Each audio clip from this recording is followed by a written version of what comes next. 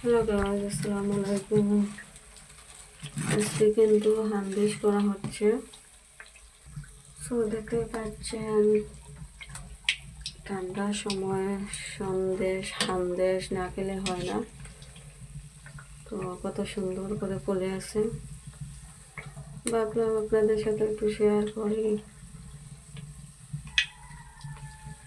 লাকড়ির চুলায় রান্না করতেছি, পিঠা বানাইতেছি।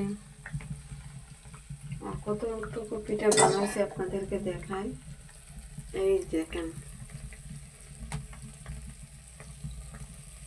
অনেকগুলা সন্দেশ করছি।